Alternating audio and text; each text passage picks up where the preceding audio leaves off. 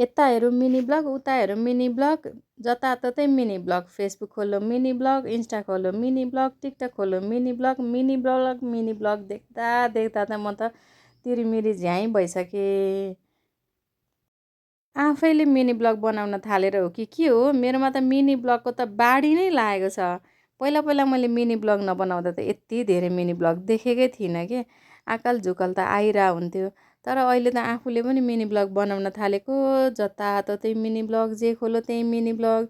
म त आफ्नो ब्लग हेर्न के अरे बनाउन छोडेर पनि अरूकै ब्लग हेरेर दङ्ग परेर बसिरहेको हुन्छु कि। कति मजाले बनाउनु भएको ब्लग पनि फेरि आफू त नजानी जस्तो पाए त्यस्तै टुक्रा टाक्री जोडजाड के बोल्ने के गर्ने केही नै थाहा छैन, र पनि जे पाए त्यही गरेर पनि हालिरहेको छु। अरूको ब्लगहरू कति राम्रो राम्रो देखेर त के ओहो मैले त के हालेको होला नि यस्तो जस्तो लाग्छ। आफैदेखि आफैलाई लाज लागेर आउँछ है। चिनेको मान्छेले देखेर नि के भन्लान् जस्तो पनि एक मनले सोध्छु, फेरि जेसुकै भनौँ नि बालै भएन जस्तो पनि लाग्छ है। पहिला पनि मैले के अरे युट्युबमा चाहिँ ब्लगहरू बनाएर हाल्ने गरेको थिएँ कि, नानीहरूसँग मेमोरी हुन्छ भनेर। अनि त्यतिखेर पनि मैले 4-5 महिना जति चाहिँ भिडियोहरू पोस्ट गरेँ होला।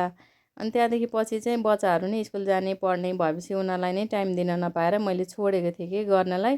अनि फेसबुकमा चाहिँ कहिलेकाहीँ भिडियो फोटोहरू मेमोरी हुन्छ पछिसम्म रहिरहन्छ भनेर पोस्ट गर्न थालेको थिएँ। अनि अहिले चाहिँ नेपालमा पनि फेसबुक के अरे इलिजिबल भएपछि चाहिँ ओहो म चाहिँ किन नहाले होला, म पनि हाल्नु पर्यो अब चाहिँ जस्तो लागेर मिनी ब्लग बनाएर हाल्न थालेको। तर खासै राम्रो ब्लग बनाउन चाहिँ आउँदैन। अनि बच्चाहरूसँग यसो लटर पटर बिहान हतार हतार काम गरेकोहरू बनाएर पोस्ट गर्न थालेको छु। यसो हेरेर मेरो पनि मिनी ब्लगको रिभ्यूहरू दिनु होला।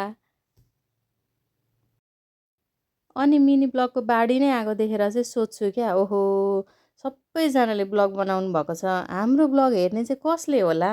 अरू देशकोले त अब हाम्रो भाषै बुझ्नुहुन्न, इङ्ग्लिसमा फिलिलिलिली बोलेर हालौँ भने इङ्ग्लिस बोल्न आउँदैन। अनि म त सोच्दा सोच्दै है आफ्नो ब्लग आफै हेरेर बस्छु कि घरिघरि त म त।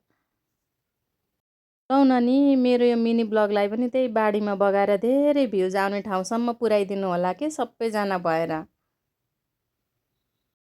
यस्तो पाराले त मैले त डलर सपनामा मात्रै कमाउला जस्तो लागिसक्यो कि। अनि होपलेस भएर त्यत्तिकै बस्छु कि एकछिनमा फेरि हेर्छु ओहो यत्रो धेरै ब्लगहरू आइरहेछ, म चाहिँ किन नहालेको होला, म किन अल्छी भएको होला जस्तो लाग्छ। फेरि खिचेर पोस्ट हानिदिन्छु।